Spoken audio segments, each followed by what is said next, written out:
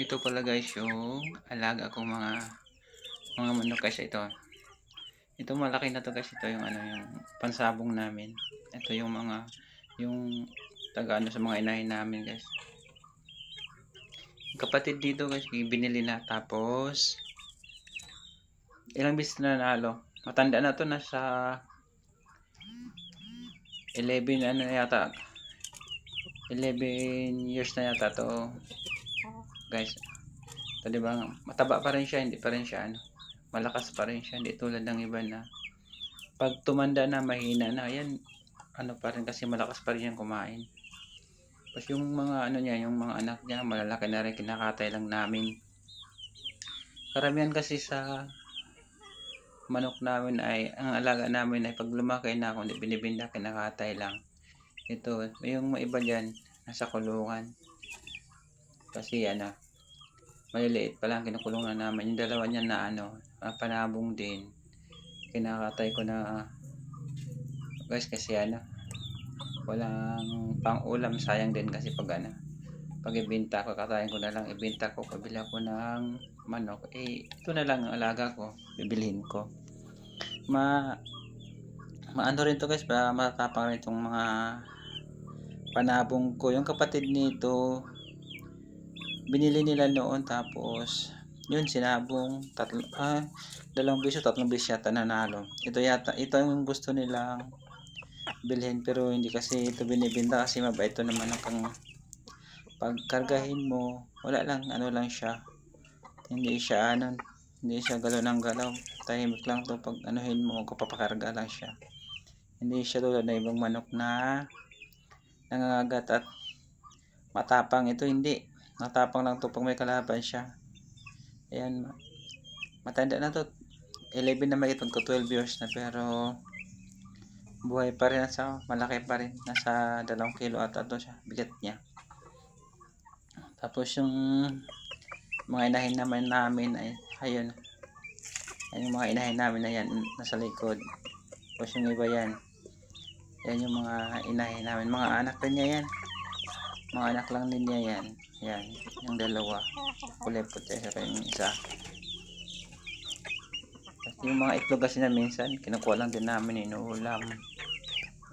Yung mga minsan yung mga anak niya pag itlog na siya na limliman, tapos sa 1 month lang namin iwalay na naman, nasa kulungan lang yung ano, sa taas niya yung kulungan,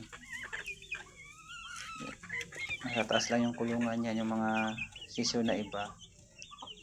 Maano rin to guys, masipag rin to mangitlog tong ano, ito yung ano, yung inahin namin isa.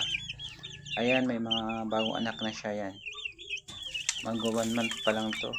Ayan yung mga anak niya, 7 piraso yan, 7 piraso. Yan yung mga anak na yan.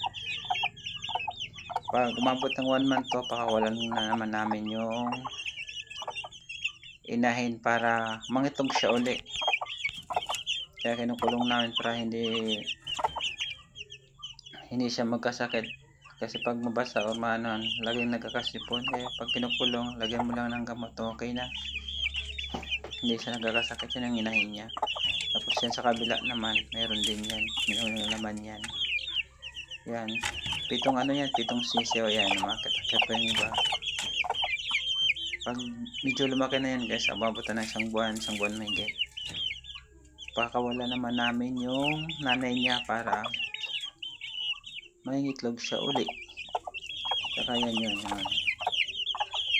yung kulungan niya bago kong gawa rin yan, kasi pag gawa yan ang bilis lang masira.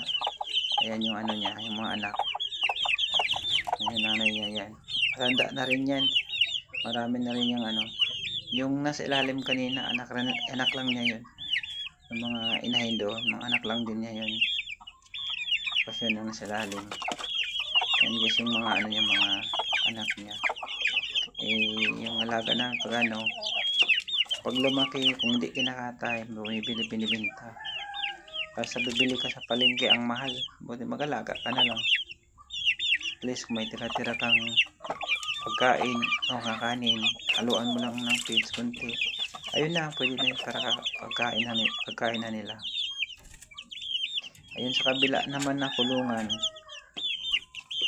Sa kabilang na kulungan diyan din ang ano, may nakakulong din diyan 'yan. Saka minsan inaano rin namin 'yan kasi sayang din, eh, baka magkasakit kaya pinapasok namin sa kulungan. Ayan, kapag lumaki yung hindi katayin, binibenta namin 'pag ano malaki na para may sumusunod na alagaan naman kami. Ayan sa kabila naman kasi ito yung medyo malalaki na, ayan yung medyo malalaki na ganyan. 'Pag ano na yan mga umabot na yan ng 4 months pinakawalan namin para sanay na sila sa labas. Palitan naman namin diyan mga sisiw naman para ano, para hindi magkasakit 'pag sisiw diyan sa loob. Pero 'pag malalaki na pinapakawalan. Ayan yung malalaki na rin yun guys, nasa 2 months na 'to, 2 months old na. Kinukulong pa din para ano, hindi siya magkasakit. Ayan, oh. May ano rin yan, may lahi din yan, pwede kayong panabong yan. Ayan yung kamukha ng tatay niya yan. Yung isa, tapos yung isa na puti, oh. Kinukulong lang namin kasi ano, baka maulanan, magkasipon, eh, sayang, magkasakit na mamatay lang. Ayan, oh. Maganda to yung mga alaga na ganito, saka ginagawa lang namin ito ng kulungan. Dati kawayan, ngayon ginawan ko ng bakal, steel matting para matibay-tibay. Ang kawayan kasi isang taon lang bulok na. Ito guys, madali ang lumaki to kasi feeds yung kinakain. Ito yung tatay na sa lalim. Kaya ngayon alaga lang ng alaga kasi mahirap pag ano, bili ng manok. Kung may alaga ka, pag gusto mong kumain ng manok o ano, pwede ka makakatay lang, eh. Kahit wala kang pera, bilang mo lang to ng feeds sa tira-tirang kanin, okay na, nakakain na sila. So guys, yung ano, yung mga alaga ko, kasi ang hirap pag ano, wala kang alaga.